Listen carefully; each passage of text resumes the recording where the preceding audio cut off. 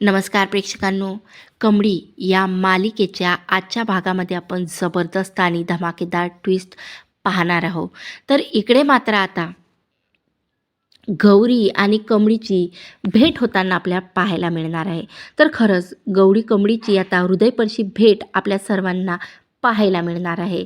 तर इकडे नयनतारा आता साधनाला आवाज देते. तर साधनासुद्धा तिथं येते आणि तेव्हा नयनतारा बोलते की साधना, तुला माहिती आहे उद्या मकर संक्रांती आहे आणि हळदी कुंकाचा खूप मोठा कार्यक्रम मी आयोजित केलेला आहे. म्हणून या हळदी कुंकाच्या कार्यक्रमाचं जेवण तुला बनवायचं आहे. या या हळदी कुंकाच्या कार्यक्रमात कसलीही कमी पडता कामा नाही आणि स्पेशली मी जे काही मेनू तुला सांगते ना, तेच तुला बनवायचे आहे आणि तिळाचे लड्डू आणि शेंगदाण्याचे लड्डूसुद्धा त्यासोबत तुला बनवायचे आहे आणि मी काही मिठाई सांगितलेलं आहे ते सुद्धा तुला घेऊन यायचं आहे.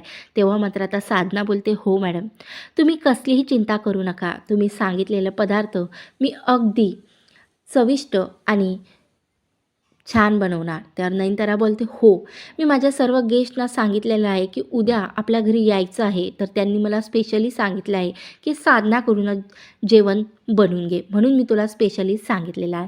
तर आता लगेच नयनतारा राधिकाला आवाज देते. तर राधिकाला बोलते, राधिका, मी आजपर्यंत तुला एकही काम सांगितलेलं नाही, कारण मला नेहमी वाटायचं की तू योग्य नाही आहेस कोणत्याच कामासाठी. पण आज पहिली वेळ मी तुला सांगते की मकर संक्रांतीची सर्व तयारी, जसं की डेकोरेशन आणि गेस्ट येण्यापासून तर शेवटपर्यंत या पार्टीचं काम मी उद्याचं तुला देणार आहे.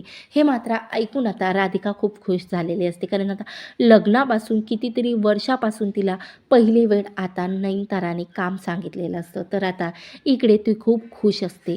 तर दुसरीकडे मात्र आता प्राजू बोलते, आई, तू तुझ्या सर्व फ्रेंडना बोलावलं, वहिनीने सुद्धा बोलावलं, पण मी सुद्धा माझ्या फ्रेंडला बोलावू का? त्यावर आता लगेच नयनतारा बोलते, हो. पण आता लगेच प्राजू चेहरा पाडतो. आता चेहरा पडल्यावरती लगेच नयनतारा बोलते, काय झालं? आता मी तुला हो म्हटलं ना प्राजू, मग आता तू असा पडलेला चेहरा घेऊन माझ्यासमोर का बसलेली आहे? तेव्हा प्राजू बोलते, आई, तुला माहिती आहे ना, माझ्या फ्रेंड म्हणजे कमळी आणि निकी, आणि त्या तर तुला आवडत नाही ना. त्यावर तर नयनतारा बोलते, अगं प्राजू, उद्या आपल्या घरी हळदी कुंकाचा कार्यक्रम आहे आणि तू त्या दोघींनासुद्धा बोलावू शकतो. माझी तुला फुल परमिशन आहे, कारण आज मी खुशच तशी आहे. त्यावर आता लगेच प्राजूचे वडील म्हणतात, अरे बापरे नयनतारा, असं काय झालेलं आहे की तू एवढी खुश आहेस? त्यावर आता लगेच नयनतारा बोलते, तुला माहिती आहे राजन, जी फॉरेनची एक कंपनी होती ना, त्या कंपनीने राजनचं आणि माझ्यासोबत काम करायचं ठरवलेलं आहे. त्यामुळे आता राजन आणि मी ठरवलेलं आहे की लवकरच आता डॉक्युमेंट साईन करून त्या कंपनीकडे पाठवू आणि एक वेळ का अप्रूव्हल आलं ना, म्हणजे बघ आपला बिझनेस कुठच्या कुठे जाणार. त्यावर आता लगेच प्राजूचे वडील म्हणतात, अरे वा, छानच. तर इकडे आता लगेच नयनतारा बोलते की अरे बापरे, मी तर अन्नपूर्णा मॅडमला कॉल करण्यासाठीच विसरले. तर आता लगेच अन्नपूर्णाला कॉल करते. त्यावर लगेच आता अन्नपूर्णा बोलते, हो गं नयनतारा, मला माहिती आहे की दरवर्षी तुझ्या इथे अगोदर हळदी कुंकवाचा कार्यक्रम राहते आणि मी नक्की येणार, तू कसलीही काळजी करू नको. त्यावर आता ठीक आहे म्हणून कॉल ठेवते.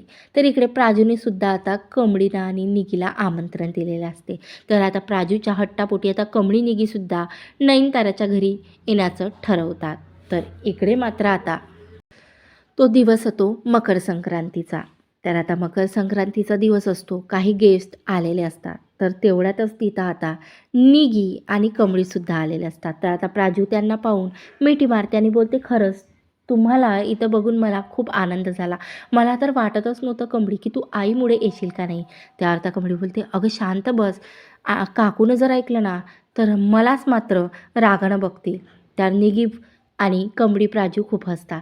तर इकडे मात्र आता त्या तिघींच्या खूप साऱ्या जोरजोरात गप्पा चालू असतात. तर इकडे दुसरीकडे मात्र राजन येते, आई काय झालं? तुझ्या चेहऱ्यावरून मला असं का वाटते की तुला आज बरं वाटत नाही. त्यावर आता लगेच अन्नपूर्णा बोलते, हो रे राजन, आज माहिती नाही काय झालं, पण मला ना बरंच वाटत नाही आहे रे, थोडं डोकं दुखतं आहे. आणि तेव्हा राजन बोलतो, आई चल ना, मी तुला डॉक्टरकडे जाते. तर त्यावर आता लगेच अन्नपूर्णा बोलते, राजन, मी डॉक्टरकडून आलेली आहे आणि तू आता कसलीही काळजी करू नको. तू कुठं चालला आहे? त्यावर आता लगेच राजन बोलतो, अगं आई, आज तुला तर माहिती आहे ना की नयनताराच्या घरी काही प्रोग्राम आहे आणि मला नयनताराच्या ह्या साईन खूप इम्पॉर्टंट आहे. ही फाईल तुला माहिती नाही, आमच्या दोघांच्या मेहनतीचं फळ आहे आणि तिचे साईन घेऊनच आज मी पुढे माझं काम करू शकतो. त्यावर आता लगेच अन्नपूर्णा बोलते, हो रे राजन, मलासुद्धा तिच्या घरी हळदी कुंकाचा कार्यक्रम होता आणि जायचं होतं, पण मी आता नाही जाऊ शकले. तू तिला माझ्या इकडून सॉरी बोल आणि हा तिळगुळाचा डब्बासुद्धा तिच्यासाठी घेऊन जा. तर आता लगेच ती फाईल राजन आता ज्याच्यावर नयनताराची साईन पाहिजे असते ती फाईल घेऊन आता आणि इकडे तिळगुळाचा अन्नपूर्णानं दिलेला डब्बा घेऊन आता थेट नयनताराच्या घरी जाण्यासाठी निघते. तर इकडे मात्र आता साधना किचनमध्ये काम करत असते. तेवढ्यातच आता तिला कमळीचा आवाज जाणवते. पण अगोदर तिला वाटते की नाही, हे काहीतरी भास आहे. तिला कमळीचा आज भास होत असते, कारण तिला आठवत असते रात्रीपासून तिच्या डोक्यात कमळी आणि ती कसं मकर संक्रांतीचा सण साजरा करत होती हे सतत तिच्या डोक्यात येत होतं. म्हणून तिला असं वाटत होतं की हा काहीतरी तिचा भास आहे. पण आता तिला पुन्हा निगीचा सुद्धा आवाज येते. तेव्हा तिचं आता क्षणातच लक्षात येतं की हा काहीही भास नाही आहे, हा खरंच कमळी निगीचा आवाज आहे. ती आता घेतलेलं हातातलं काम खाली ठेवते आणि लगेच हॉलमध्ये जाऊन बघते.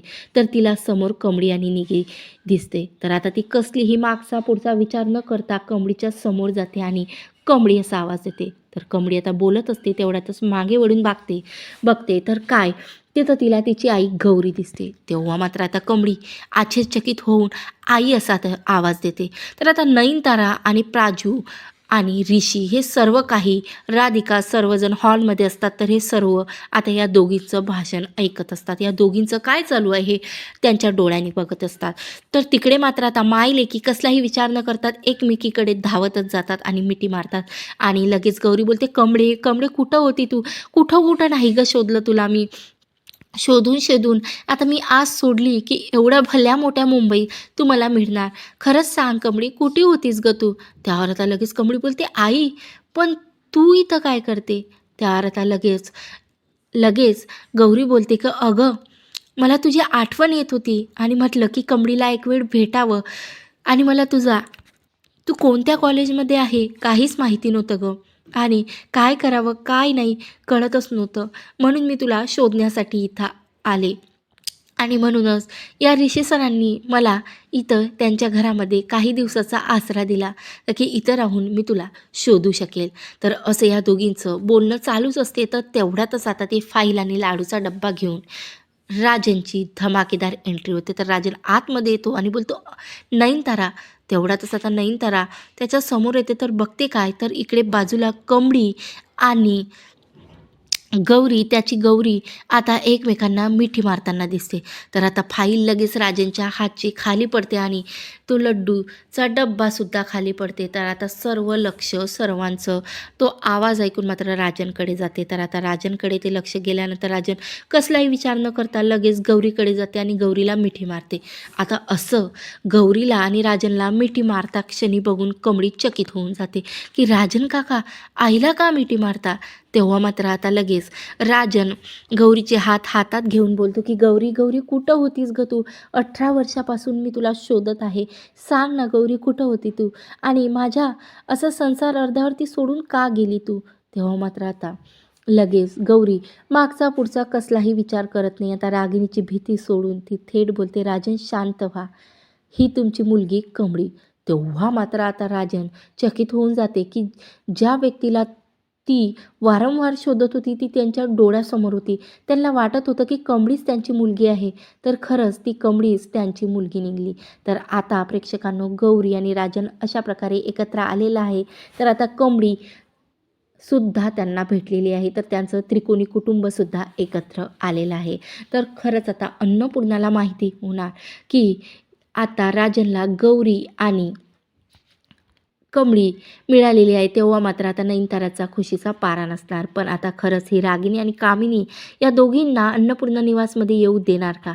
तर आता खरंच या दोघींच्या जीवावरती ती नागिन म्हणजे कामिनी उठणार का? हे पाहणं आपल्यासाठी खूपच रंजक आहे. म्हणून अशाच कमळी मालिकेच्या जबरदस्त ट्विस्ट बघण्यासाठी माझ्या चॅनलला नक्की सबस्क्राईब करा. धन्यवाद.